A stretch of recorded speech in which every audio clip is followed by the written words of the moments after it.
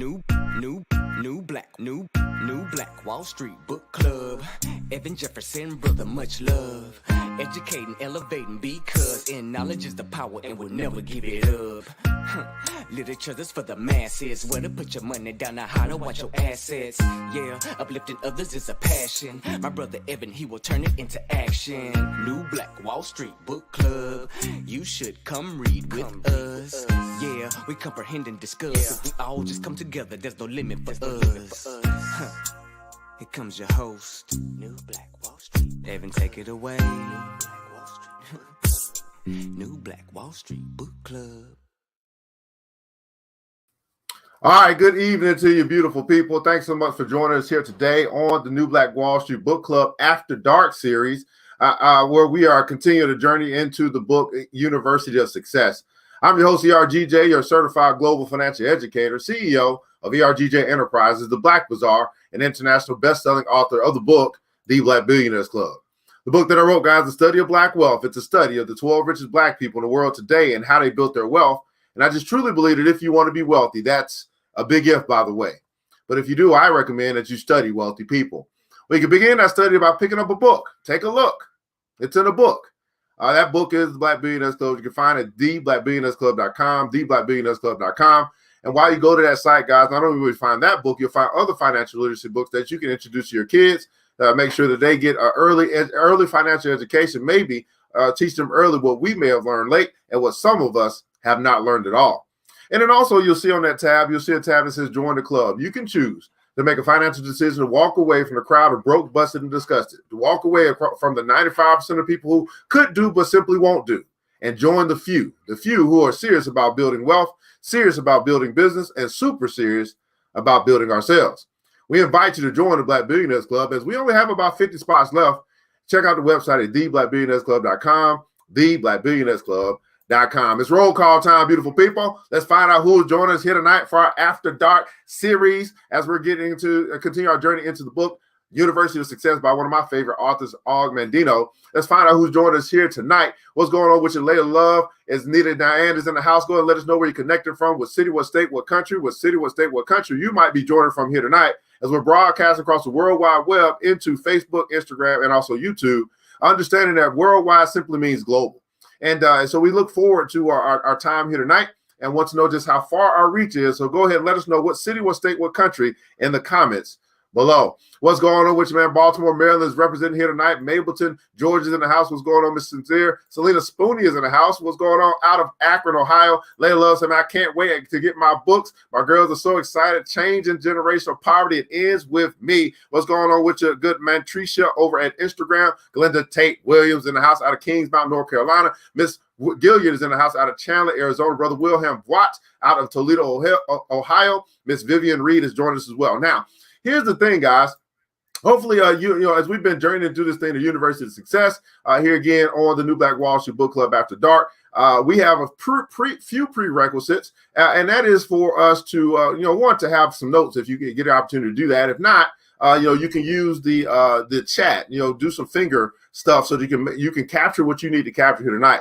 And so tonight we are going to be starting a new lesson, which is how to recognize your failure symptoms. How to recognize your failure symptoms. Now, this will be a two-part session. We're going to do the first part today. We'll pick up on Sunday. We do this Sunday through Thursday night at 9:30 p.m. Now, also, I would draw your attention to our new channel, which is BBC TV. This will be moving there. So I wanted to make sure you guys are aware where we will be. If you're looking for us in the future, check out our Facebook page, Black BC TV, and I will put that in the comments below in just a second, Black BC TV, so you can follow us for all of our content, not just this. We do a lot of stuff as well. We have cooking shows, fashion shows, all that good stuff. We understand we must become our own media, and that's what we do at the BBC TV, okay? Keisha Winfield has joined us as well out of Candler, North Carolina. Maryland from Derek Magic Richardson. What's going on, brother? How you doing, man? Lori Lay Henning out of Dyersburg, Tennessee is in the house. Channy Butler is in the house. How are you? David Mack has joined us as well. Yo, what's going on, brother? Thanks so much for joining us here today on the New Black Wall Street Book Club, the After Dark edition. Go ahead and put in console hashtag success. Hashtag success. So this book is 50 lessons, and it's going to take us about 12 weeks to go through them. Today is lesson number 4, which will be the 5th day because we started with the introduction. And today's lesson, as we get into today's, in the first semester, today's lesson, lesson number 4, is how to recognize your failure symptoms. How to recognize your failure symptoms. So let's get into this thing. New Black Wall Street Book Club. Let's read. Let's read. Yeah, there we go. So let's start with a quote. It says this: the seeds of self-destruction in all of us, there are seeds of self-destruction in all of us that will bear only unhappiness if allowed to grow.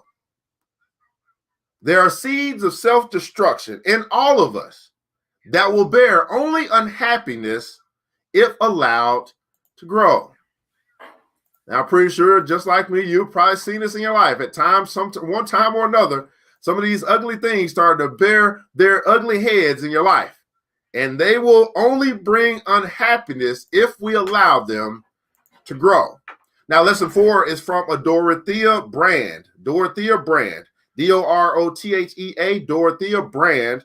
Lesson number 4, how to recognize your failure symptoms. This is part 1. What's going on, Liz Tour? What's going on? Oh my goodness, it must be Thursday. I mean, wait a second. This must be Thursday night because I got a special stuff. Oh, no, she's gone. She'll be back. Instagram. I'm sorry. You know how Instagram be messing up. So New Black Wall Street Book Club After Dark, right? 30 minutes a night to keep our everlasting mind right. Let's get it. This lesson may be painful to you. You might even find yourself squirming a little, especially if you recognize a few traits in your personality that you thought were quite harmless and suddenly are made to realize that they are destroying any opportunity you have to succeed, to achieve your true potential. When your automobile malfunctions, it can only be repaired after a mechanic has determined the cause of the trouble. When you are ill, you can only be made healthy again after a physician has diagnosed your sickness through its signs and symptoms. However, you could be a failure all your life, and no one will be able to help you simply because you have managed to camouflage the reasons you are failing, often unconsciously, even from yourself. Ouch. However, you could be a failure all your life, and no one will be able to help you simply because you have managed to camouflage the reasons you are failing, often unconsciously, even from yourself. Whew. It's getting hot in here. Whew. Oh, Lord. It's getting hot. Dorothea Brand's Wake Up and Live. How many guys heard that? Was published in 1936. Wake Up and Live. Everybody put that in the comments below. Wake Up and Live. During the very depths of the Depression. It was a life preserver to a nation drowning in its own despair, and its message is as meaningful today as it was during those dark years. Pay careful attention to this amazing woman who learned how to turn her own life around after she's discovered some shocking truths about herself and about all of us. And if the truth hurts, be grateful. That's why you're here, aren't you? To learn about yourself, to cure yourself of failure. To cure yourself of failure. Dorothea Brand's Wake Up and Live. From the disciples of Schopenhauer and Freud, of Nietzsche and Adler, we have all become conversant with such phrases as will to live and the will to power. These phrases, representing sometimes to the verge of overstatement, drives of the organism towards fulfillment and growth, corresponding to truths of experience with which each of us is familiar. We have seen children struggle to make themselves and their personalities felt. As young people, we have contended for a chance to try our own emerging forces. After long illness, we have felt the tide of returning strength in our veins. We know that any average man caught in unfortunate circumstances will put up with poverty, distress, humiliation, with conditions which an onlooker will sometimes consider as much worse than death, and that only the presence of a will to continue living can account for the tenacity with which a man in such circumstances clings to the mere right to breathe and exist, a will to live, a will to live. Furthermore, we first experience and then later turn to realize the process of growth in ourselves. The individual emerges from childhood into adolescence, from adolescence into maturity. And at each of these crises, we find that the activities and interests of the old period are being replaced by those of the new. That nature is preparing the organism for its new role in the world. It's actually reconciling us to the new demands on us by showing us pleasures and rewards in the oncoming state with which will replace those we must abandon. But the idea of another will, a counterbalancing will, the will to fail, the will to death, is not so readily accepted. For a while, it was one of the tenets of psychoanalysis, for instance, that no individual could actually imaginatively encompass the idea that he might cease to be. Even the death dreams and suicide threats of deeply morbid patients were held to be grounded solely in ideas of revenge. The explanation was that the patient thought of himself as living on, invisible, but able to see the remorse and regret caused by his death in those by whom he thought himself ill-treated. Freud, indeed, analyzing shell-shocked patients after World War I, issued a monograph in which he stated that he had occasionally found dreams that indicated sincere death wishes. This monograph is full of some of the best of Freud's speculations and suggestions. But as for the appearance in popular psychologies of the idea that there could logically be a death ward current running through our lives, it is as though the thesis had never been suggested. Yet death is as much a fact of experience as birth and growth. And if nature prepares us for each new phase of life by closing off old desires and opening new vistas, it does not seem too difficult to think that we are always being slowly, gently reconciled to our eventual relinquishment of all we hold dear as living creatures, and withdrawal from struggle, abandonment of effort, releasing of desire and ambition would be normal movements in an organism which was being gently wooed away from its preoccupation with life. It is for this reason that we are entitled to look upon the will to fail as a reality. Now, if inertia, timorousness, substitute activity, effortless effort, quiescent, oh Lord Jesus, I need a dictionary. Okay, now, if inertia, timorousness, substitute activity, effortless effort, quiescence, and resignation were found only at the end of life or when we were drained by sickness or fatigue, if they never handicapped us when we should be in full flood of our vital powers, there would be no reason at all for attacking this will to fail, as if it were, as indeed it is, the arch enemy of all that is good and effective in us. But when it appears in youth of full maturity, it is as symptomatic of something wrong, deeply internally wrong, with one's life, as ultimately untimely drowsiness is symptomatic of ordinary bodily ill health.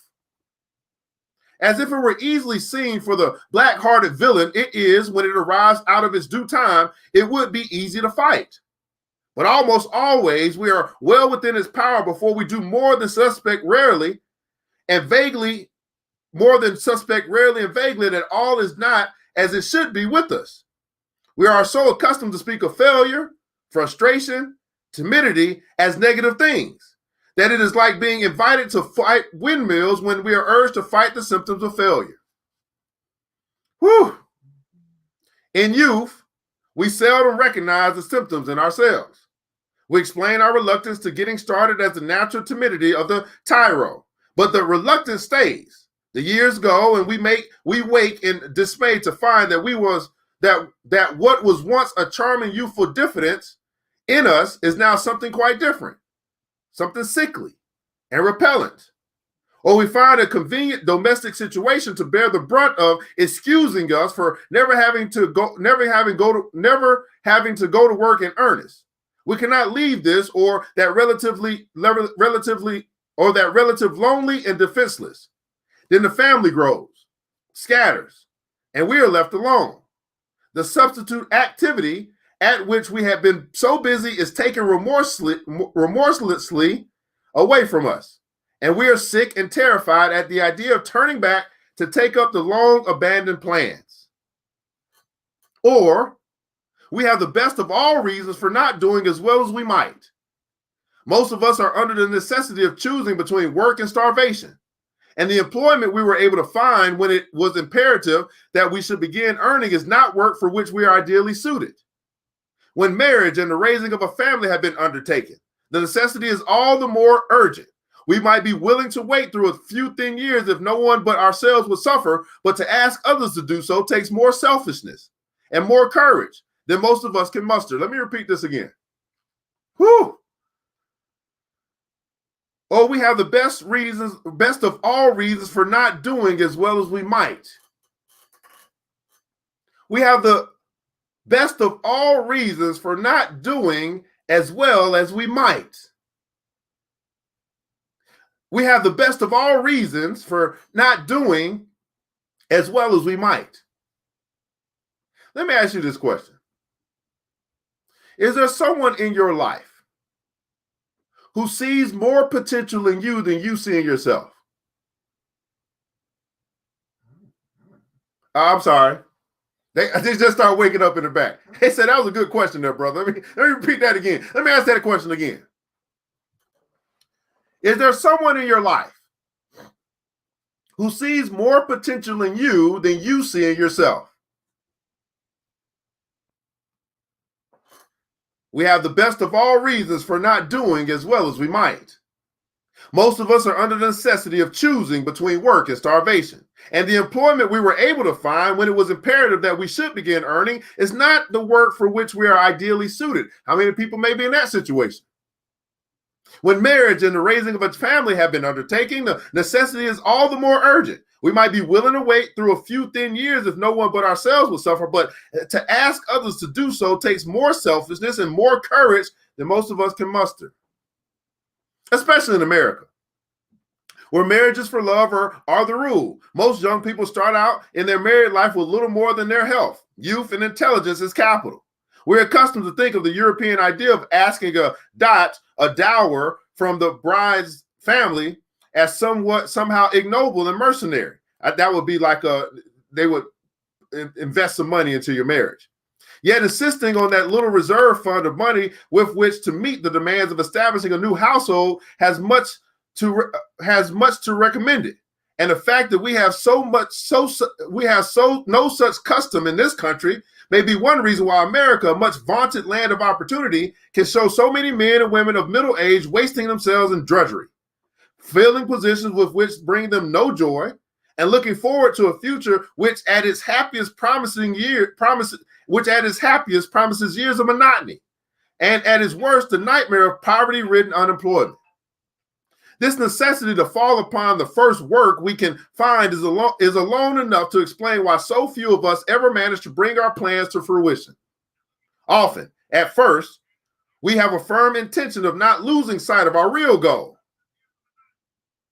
in spite of the fact that we must make a living at uncongenial work. We plan to keep an eye on our ambitions and to work at them by hook or crook, evenings, weekends, and vacations. But the 9-to-5 work is tiring and exacting. It takes superhuman strength of character to go on working alone when the rest of the world is at play. And when we have never had any evidence that we should be successful if we continued anyway. And so, without realizing it, we are swept into the current of will to fail. We're still moving, and we do not see that our motion is downstream. Whew. Heavy. Let's read this again. Now, this is interesting because I actually had I guess I had a text conversation with somebody earlier today, and that's what prompted me to ask some of these questions today. She reached out. She was actually, I spoke with her this morning on our morning broadcast, and then she reached out with the text, and she said basically that, she does have these dreams that she wants to pursue, her real goal. Everybody put down, so my real goal. She got some real goals, right? But then she said, well, her job that she has it pays her bills, but it sucks all of her time. So by the time that she said, when I'm at my job is when I have my most, my brightest energy, my most energy and my brightest spirits when I get to the job. But she said, well, when I get off the job and I finally get home and I take care of the home and the kids and all that stuff, I'm exhausted.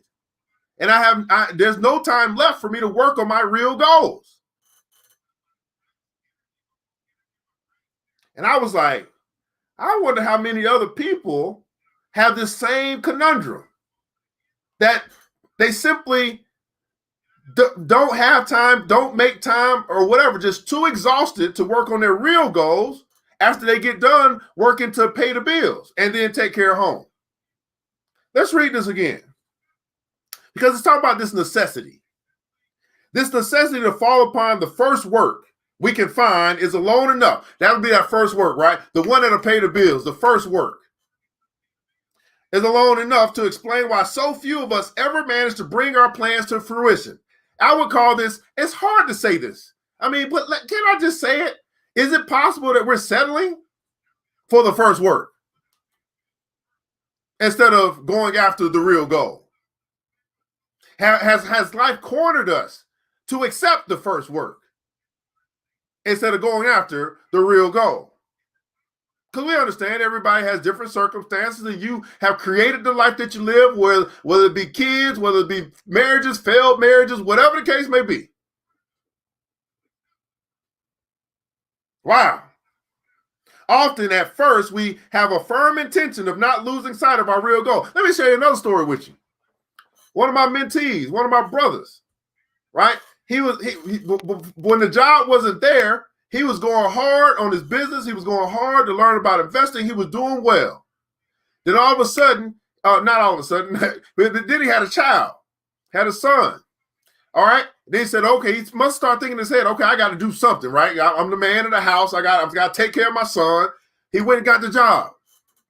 Now, before the job, I would talk to him every day and encourage him, and he'd be making strides and keep making strides. As soon as he got the job, because I did a little thing for him. I wrote up a little reference and all that stuff, right? As soon as he got a job, lo and behold, I may hear from him once a month now. And it's the sign to me that he had intentions of not losing sight of his real goal, in spite of the fact that we must make a living at uncongenial work. We plan to keep an eye out on our ambitions and to work at them by hook or crook, evenings, weekends, or vacations. But the 9-to-5 work is tiring and exacting. It takes superhuman strength of character to go on working alone when the rest of the world is at play. And when we have never had any evidence that we should be successful if we continued anyway. And so without realizing it, is it possible you simply have not realized it? Without realizing it, we are swept into the current of the will to fail. Now that's hard to say when I've taken a job to be able to pay the bills for my family and take care of my son. But what if I lost sight of my real goals? This happens all the time. We're still moving. He's still moving. She's still moving. And we do not see that our motion is downstream. It's taking us away from our real goals. Man, isn't it interesting that job that you accept? And there's nothing wrong with the job. And we're not talking about the job, but just think about it. The job that you accept could actually be a distraction to your dreams if you're not careful. Oh, Lord. Woo! Woo! Y'all taking notes? Most of us disguise our failure in public. We disguise it most successfully from ourselves. It is not hard to ignore the fact that we are doing much less than we're able to do. It's not hard to ignore the fact that we're doing much less than we're able to do. Very little of what we have planned, even modestly, to accomplish before a certain age, and never probably all that we had hoped. One reason it's so easy to deceive ourselves is that somewhere along the way we seem silently to enter into a sort of gentleman's agreement with our friends and acquaintances. Oh, Lord. Don't mention my failure to me. With tactically plead. And I will never let the hint that you are not doing quite all I should expect of you cross my lips. Ooh. I mean, I feel like this book hitting some toes. I mean, it's 10 toes. I mean, y'all got all y'all toes left? Are y'all able to walk? Because I mean, y'all might be crawling after this thing here. Okay. I mean, whoo, Lord. Whoo. Whoo, Lord. Most of us disguise our failure in public. Now let's quantify failure. Basically releasing your real goal. We disguise it as most successfully from ourselves. It is not hard to ignore the fact that we're doing much less than we're able to do. Very little of what we had planned, even modestly, to accomplish before a certain age, and never probably all that we had hoped. One reason it's so easy to deceive ourselves is that somewhere along the way, we seem silently to enter into a sort of gentleman's agreement with our friends and acquaintances. Don't mention my failure to me. Don't talk about that. No, don't bring up all the stuff that I used to say I was going to do, all the stuff that I told you I dreamed about, all the stuff that I told you I was going to be when I grew up, and you don't know me for 10 years. Don't talk about that anymore. That was 10 years ago. Well, it's been 10 years, you ain't got it done. I mean, well, that's not funny. I shouldn't be laughing. Oh, I can laugh. Woo! And I'll never let the hint that you are not doing quite all I should expect of you cross my lips. Now these are the people who are friends, and our friends want to see the best for us, but they also don't want to ruffle any feathers. Sometimes your friends simply won't tell you the truth because they know it'll hurt your feelings. And they'll protect your feelings because they're your friend, although they might have something they want to say to you, but they know it's going to hurt your feelings and that might interrupt your friendship temporarily. So let's just keep the peace. But what about your dream? What about all the goals?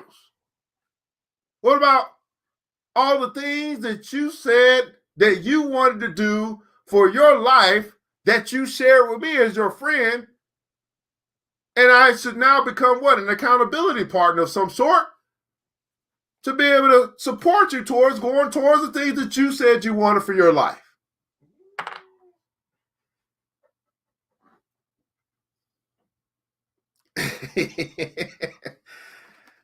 This tactful silence is seldom broken in youth or in the early middle years. Until then, the convention is that at any moment we may get into our stride. A little later, and the silence is relaxed.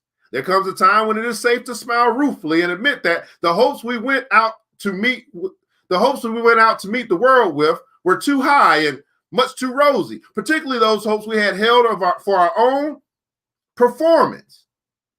In the 50s and sometimes earlier, it is usually safe enough to do a little disarming and semi-humorous grumbling. After all, few of our contemporaries are in a position to say, why can't you start now? And yet, some of the greatest work in the world, many of the world's irreplaceable masterpieces, were done by men and women well past what we too superficially consider their prime. So we slip through the world without making our contribution. Without discovering all that there was in us to do. Without using the most minute fraction of our abilities, either native or acquired. If we manage to be fairly comfortable, to get some respect and admiration, a taste of a little brief authority and some love, we think we made a good bargain. We acquiesce in the will to fail. We even pride ourselves on our shrewdness, not suspecting how badly we have been cheated, that we have settled for the compensations of death, not the rewards of life. What am I reading? Whoa! Oh, Lord! Oh, Lord! Did y'all sign up for this class? I'm just saying, this University of Success. We probably need to read that again. I mean, I'm not going to be in no rush at night. No. We got all the time in the world. Might start crying. Woo! So we slip through the world without making our contribution. And beautiful people,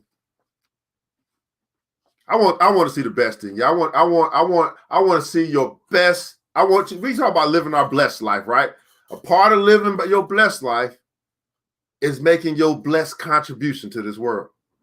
A part of that living your blessed life is getting what's on the inside of you out. Making a statement. Making sure that the rest of the world knew you were here.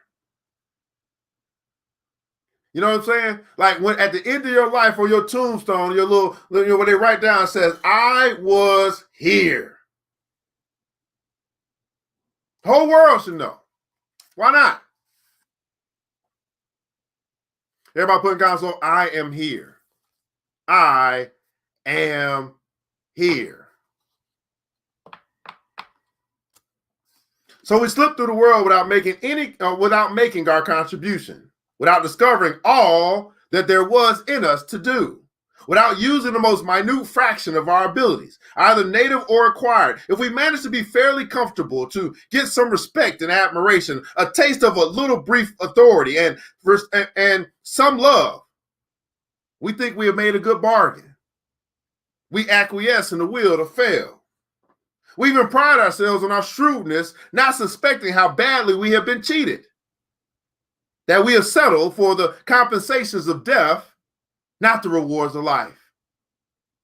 If the elaborate game that we all play with ourselves and each other never came to an end, never ran down for a moment so that we suddenly saw that it was only a game after all, the will to fail might urge us all gently downhill till we came to rest at its foot, and no one would dream of protesting. But the game has such a way of breaking off sometimes, right at its most amusing spot. And we suddenly wonder why we are running about like this, how we happen to be playing away at hide and seek as if our lives depended on it. What became of the real life we meant to lead while we have been off doing nothing or busy at work that provides us with no more than our bread and butter? Sometimes the moment passes and is forgotten until long after, if even remembered at all, but some of us never forget it. If we go on with the game, it turns into a nightmare. And how to wake out of it and get back into reality becomes our whole preoccupation. Then sometimes the nightmare seems to deepen. We try one turn after another, which looks as if it led to freedom, only to find ourselves back in the middle of Alice's looking glass garden, beginning the hunt all over again. Yet we can escape. And again, rather like Alice, by seeming at first to go backwards, by admitting that there may be a real will to fail, and next, that we may be its victims. Yet we can escape. And again, rather like Alice, by seeming at first to go backwards, by admitting that there may be a real will to fail, and next, that we may be its victims.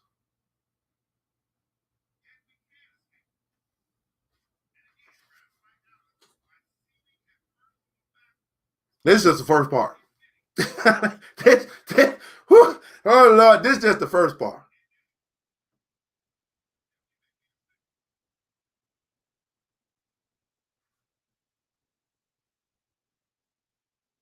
Man, oh, man. So as I think about these spaces of accepting, and again, it's almost like it's almost like this illusion of, yes, I'm doing well, or I'm doing okay, or things are going well. But again, as I start looking at, okay, have I really made my contribution in this world? Have I really here's the question: have I really given it my all?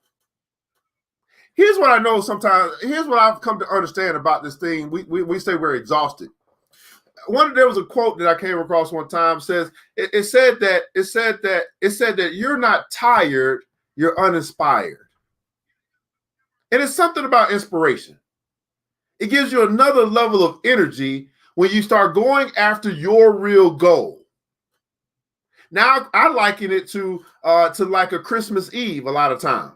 How I was tired as all get out. But then when they said I'm going to open some presents in the morning, I couldn't sleep. That's like inspiration. I'm inspired. I'm looking forward to doing something tomorrow. And I would venture to say that some of us are not looking forward to going to the workplace tomorrow. You're not tired. You're uninspired. You're not, maybe not everybody, but there may be some people who are not looking forward to clocking in tomorrow. And it's not that you won't do it because you're going to do what you got to do. But when do you get into a place of inspiration and you start looking forward to something outside of what you're not looking forward to do? When is there time for you to be inspired? When is there time for you to do you? Now, particularly to the sisters, because the sisters are typically the ones that are taking care of the household, are taking care of the children, doing all the homework with them and all that stuff, and then time simply seems to run out.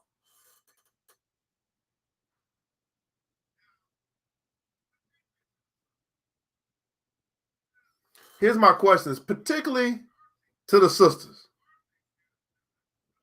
Do you make yourself a priority?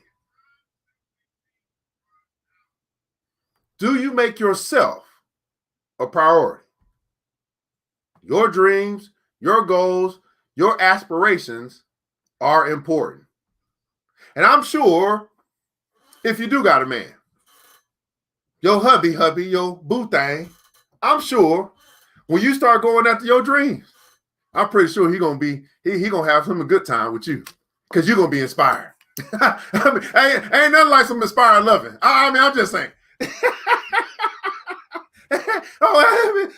It's after dark. Okay, it ain't nothing like some inspired loving, some inspired cookies. Oh Lord, Jesus.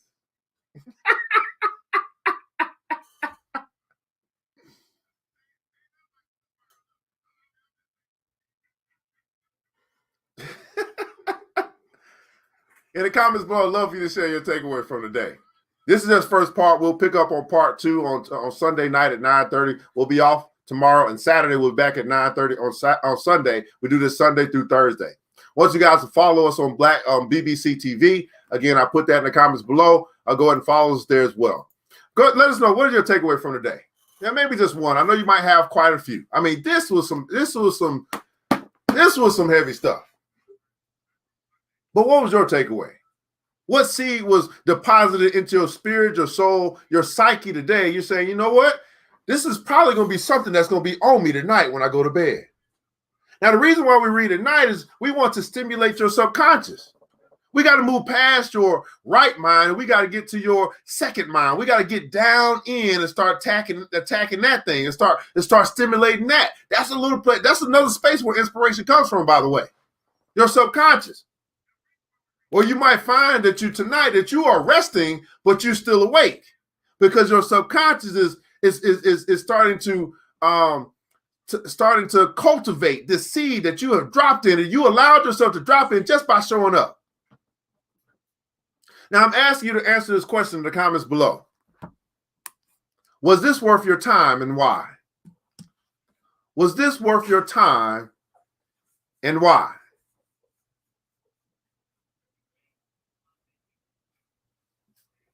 University of Success. How to recognize failure and symptoms. And while you guys are typing, I'll go ahead and let you guys know about our sponsors who have helped this thing to become a reality, who invested, who said, you know what? We want to make sure that this thing keeps going. And so we are going to put our money where our mouth is and help this brother continue to give out this quality literature, stuff that we probably should have read instead of To Kill a Mockingbird and Treasure Boys and Lost Boys or whatever else we read. The Black Bazaar, the Afrocentric marketplace, specializing in Afrocentric home decor, personal care products, also Black art-inspired gifts. Black man-owned company. That's my company. I sponsor my own stuff. Check us out at www.theblackbazaar.com, www.theblackbazaar.com. Blackberry Charisma, Black woman-owned business who put her money where her mouth is, says, you know, I'm going to help sponsor this show that we can make sure we bring this type of literature to the masses, to our community. Check her out. She has custom creations where she can help you with branding and marketing and stay top of mind with the stuff that she can create for you. T-shirts, mugs, and all that good stuff. She also has a pretty dope lineup of lingerie. Check her out at www.blackberrycharisma.com. 5 Factor Consulting, another Black woman-owned business, put her money where her mouth is. Said, you know what? This is important. Want to make sure that this brother can continue to bring this quality literature to our community, and we'll show up and spread this thing out. 5 Factor Consulting help you to prepare your credit, help you to increase your cash flow, help you get the money thing right. Check her out at www.5factorconsulting.com, www.5factorconsulting.com, and Big Sis Media. Big Sis Media be to help you bring your digital life, your digital space to life, right? You got your websites, you got your digital flyers, you got your commercials, trailers, all that good stuff. Well, hey, it's 2021. I don't need to be seeing stuff that hasn't been updated in 10 years. Let's go and get that stuff upgraded so you can be current and remain relevant. Check out Big Sis Media at bigsismediagroup.com, okay? bigsismediagroup.com. Now, I know tonight has been heavy, but hopefully there's been a seed that's been deposited into you, and you have shared that in the comments below. Let's find out what you guys are saying before we get up out of here for tonight. Make sure tonight that you take a moment to put a little pen and paper beside the nightstand or something, so that if you get a download, you can capture it. This is when you start getting here, you start capturing these downloads and stop letting them just fly away. Capture the download. Put a pen and paper there tonight. I promise you will be amazed what might come to you as we start getting to a place that I call honesty. Honesty. Let's catch up on these comments, man. Vivian Reed said, man, inspiration creates good cookies. I know that's right. That's your takeaway. I know that's right, man. Channing Butler, yes, this was worth my time. Don't let my job win. I have to work on my real goals. I can't will my job to my kids. Man, that's right, man. It's worth my time because I need to step up my game.